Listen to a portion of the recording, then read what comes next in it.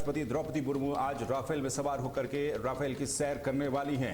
ये बड़ी अपडेट आपको बता रहे हैं, जहां पर इससे पहले उन्होंने क्योंकि आईएनएस विक्रांत का भी दौरा किया था, आईएनएस विक्रांत का भी वो दौरा कर चुकी हैं। सामरिक दृष्टि से भी उनका ये दौरा, ये उड़ान काफी महत्वपूर्ण मानी जा रही है। देश की राष्ट्रपति द्रौपदी मुर्मू राफेल में आज उड़ान भरने वाली हैं। इससे पहले साल 2023 में उन्होंने सुखोई से भी उड़ान भरी थी। हरियाणा के अंबाला वायुसेना स्टेशन पहुंचेंगी देश की राष्ट्रपति द्रौपदी मुर्मू। तो देश की राष्ट्रपति द्रौपदी मुर्मू का आज दौरा है और इस दौरे के दौरान वो राफेल से उड़ान भरेंगी। काफ़ी महत्वपूर्ण ये उड़ान मानी जा रही है। सामरिक दृष्टिकोण से भी काफ़ी महत्वपूर्ण राष्ट्रपति की ये उड़ान मानी जा रही है। तो देश की राष्ट्रपति द्रौपदी मुर्मू आज अंबाला वायुसेना के स्टेशन पर पहुंचेंगी और जहां से वो राफेल से उड़ान भरेंगी। इसके साथ ही इससे पहले वो सुखोई 30 से भी उड़ान भर चुकी हैं और आज उनका ये जो दौरा है ये काफ़ी महत्वपूर्ण रहने वाला है। तो राष्ट्रपति द्रौपदी मुर्मू से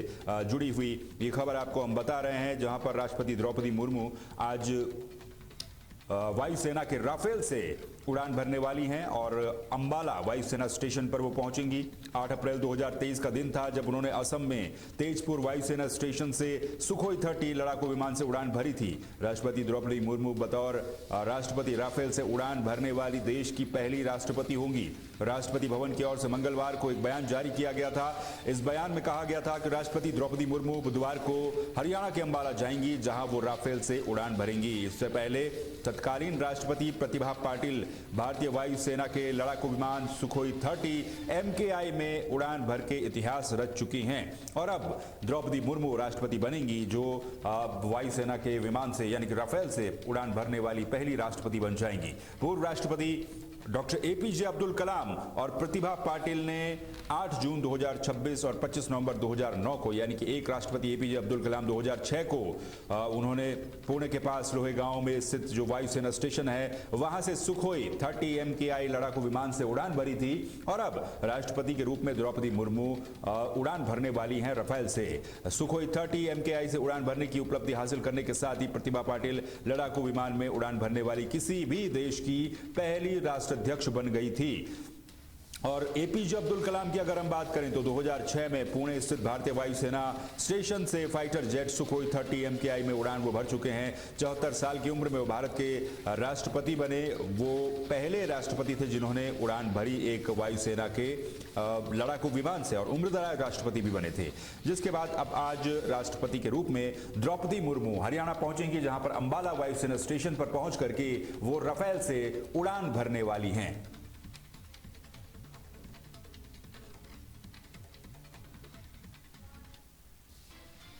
प्रधानमंत्री नरेंद्र मोदी के दौरे को लेकर के एक बड़ी खबर सामने आ रही है, जहां पर आज प्रधानमंत्री नरेंद्र मोदी का दौरा होने वाला है और इस दौरे को लेकर के तमाम तरह की तैयारियां पूरी कर ली गई हैं। साथ ही आपको यह भी जानकारी दे दें कि प्रधानमंत्री एक समिट में हिस्सा लेंगे। इस समिट को वो संबोधित भी करेंगे और इस संबोधन में वो कई तरह की बातों को कहने वाले हैं। तो देश के प्रधानमंत्री नरेंद्र मोदी का आज एक महत्वपूर्ण दौरा है। मुंबई दौरे पर वो रहेंगे और मुंबई दौरे में वो एक समिट में हिस्सा लेंगे। साथ ही आपको ये भी जानकारी दे दें कि क्योंकि मुंबई दौरे पर प्रधानमंत्री नरेंद्र मोदी रहेंगे, मुंबई में मैरीटाइम लीडर्स कॉन्क्लेव को वो संबोधित करेंगे, उसका हिस्सा बनेंगे।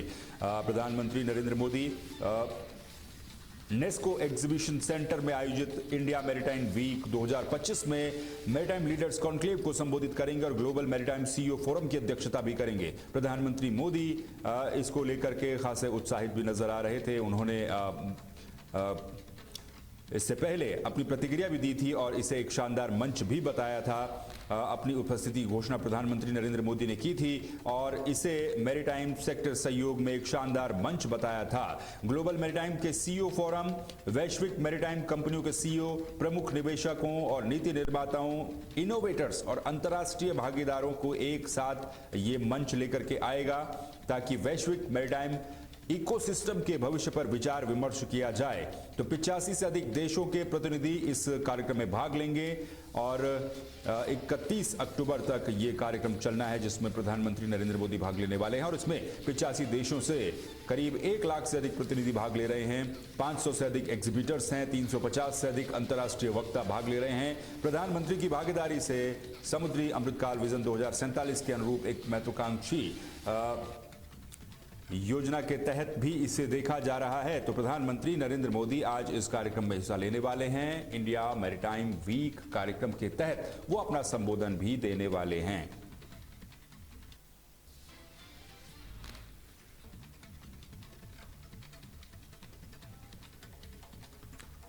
अगली बड़ी खबर का रुख कर लेते हैं उत्तर प्रदेश से, जो सामने आ रही है। उत्तर प्रदेश में बड़े पैमाने पर प्रशासनिक फेरबदल हुआ है और इस प्रशासनिक फेरबदल में कुछ जिलों के जिला अधिकारियों को भी बदला गया है। उत्तर प्रदेश से ये बड़ी खबर आपको हम बता रहे हैं, जहां पर प्रशासनिक फेरबदल बड़े पैमाने पर किया गया है। राजेश प्रकाश विंध्याचल के मंडलायुक्त बनाए गए हैं। इसके अलावा उत्तर प्रदेश में प्रशासनिक फेरबदल की अगर हम लिस्ट देखें तो इसमें 3 कमिश्नर, 10 डीएम समेत 46 अधिकारी इधर से उधर किए गए हैं। ये लिस्ट भी आप देख सकते हैं।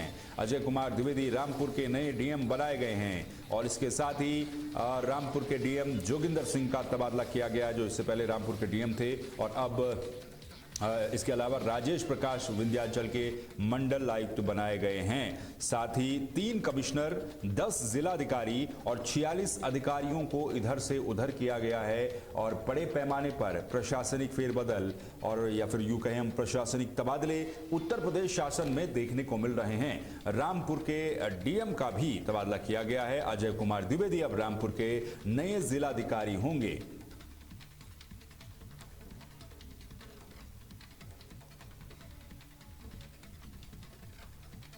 मोहम्मद शहजाद का रुख कर लेते हैं फोन लाइन पर। इस समय हमारे साथ हमारे संवाददाता जुड़ चुके हैं। शहजाद, क्या अपडेट है? उत्तर प्रदेश में बड़े पैमाने पर प्रशासनिक फेरबदल किया गया है और रामपुर के जिलाधिकारी भी बदले गए हैं, क्या कुछ जानकारी है? मैं आपको बता दूं, रामपुर के जो डीएम हैं उन सहित 46 आईएएस अफसरों का तबादला किया गया है। प्रशासन द्वारा 46 अफसरों का तबादला किया गया है, जिसमें से रामपुर के डीएम जोगिंदर सिंह का भी तबादला किया गया है और उनको लखनऊ का पूर्ति अधिकारी सचिव बनाया गया है। और साथ ही साथ आपको मैं बता दूं कि रामपुर के जो सीडीओ थे विकासखंड अधिकारी नंद किशोर लाल, उनका भी तबादला किया गया है। उनको रामपुर से गाजियाबाद भेजा गया है। जी, बहुत बहुत शुक्रिया इस पूरी जानकारी के लिए। शायद तो हमारे संवाददाता इस पूरे मामले में जानकारी दे रहे थे कि रामपुर से जुड़ी हुई जो वहां पर सीडीओ थे उनका भी तबादला किया गया और रामपुर के जो जिलाधिकारी हैं उनका भी तबादला किया गया है। अब अजय कुमार द्विवेदी रामपुर के नए डीएम होंगे।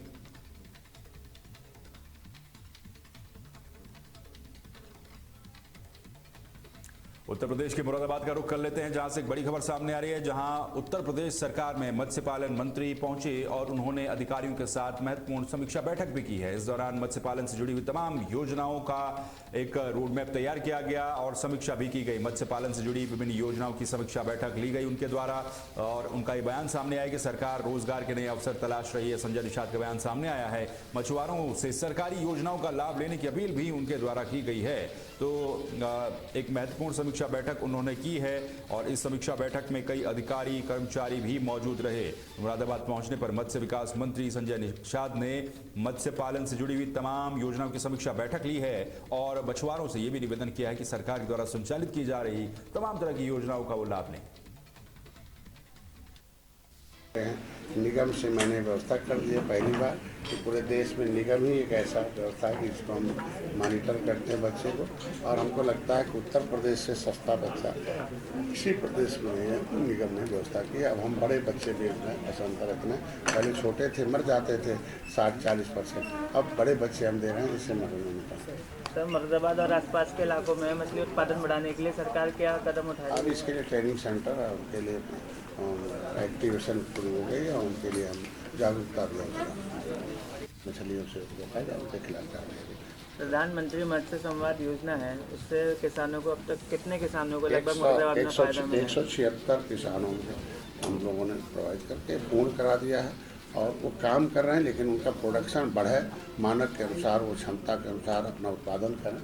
उसके लिए भी अभी है कि उनकी ट्रेनिंग कराई जाए और विजिट कराए, अधिकारियों को जिम्मेदार बनाया जाए। लेकिन पहली बार है कि मैं सभी पिछले 19, 20, 21, 22, 23, 24 सभी परियोजनाओं को पूर्ण करा दिया। 15 उदासीन है, वो एक किस्त लिया, उनके खिलाफ कार्रवाई हो रही है, उनको वापस कराया जाए। सर कोई भी योजना होती है उसके लिए सबसे ज़्यादा सब्सिडी अगर मिलती है उसमें बैंक में परेशानी आती है। हमारे लोग थक जाते हैं, हमारे इसके लिए यहाँ क्या करना सब्सिडी चाहिए? बैंक से मिलती नहीं, हमारे यहाँ सीधे सब्सिडी दी जाती है उनके खाते में जो है डीबीटी के।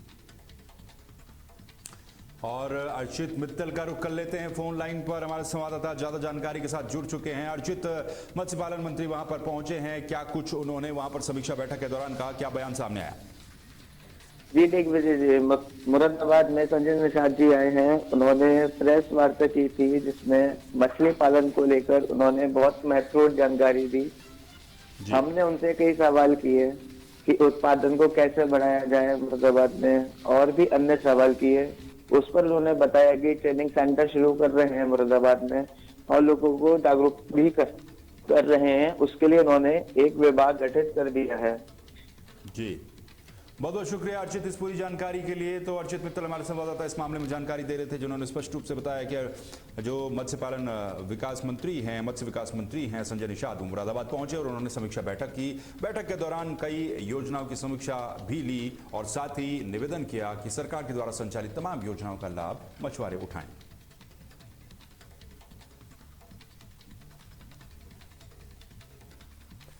चलिए अगली बड़ी खबर का रुख कर लेते हैं। आपको बता दें अगली बड़ी खबर सामने आ रही है। आपने सुना इससे पहले जो बयान सामने आया था संजय निषाद का, जो उन्होंने बयान दिया मत्स्य पालन मंत्री ने। इसके बाद अगली बड़ी खबर की तरफ रुख कर लेते हैं। बड़ी खबर सामने आ रही है, ठंड बढ़ने के कारण बिजली की डिमांड काफी ज्यादा बढ़ी है। मंगलवार को 4 करोड़ यूनिट तक बिजली की डिमांड पहुंची है। उत्तराखंड से बड़ी खबर सामने आ रही है। दीपावली तक 3 करोड़ यूनिट बिजली की डिमांड बताई जा रही थी, जिसके बाद उत्तराखंड के पास 2.5 करोड़ यूनिट बिजली ही उपलब्ध बताई जा रही है। साथ ही उत्तराखंड में बिजली की डिमांड बढ़ने लगी है। जैसे ही सर्दियों का मौसम आ रहा है, ठंड बढ़ रही है, वैसे ही मैदानी इलाकों में ठंड बढ़ने के कारण, पहाड़ी इलाकों में बर्फबारी के कारण बिजली की डिमांड बढ़ती जा रही है। मंगलवार को बिजली की डिमांड 4 करोड़ यूनिट तक पहुंच गई। इसके साथ ही दीपावली के दौरान 3 करोड़ यूनिट बिजली की डिमांड थी और अब ये डिमांड लगभग 4 करोड़ तक पहुंच गई है। 2.5 करोड़ यूनिट बिजली ही उत्तराखंड के पास उपलब्ध है। तो उत्तराखंड में बिजली की मांग बढ़ने लगी है, जिसके बाद मैदानी इलाकों में ठंड बढ़ने के कारण यह डिमांड बढ़ी है।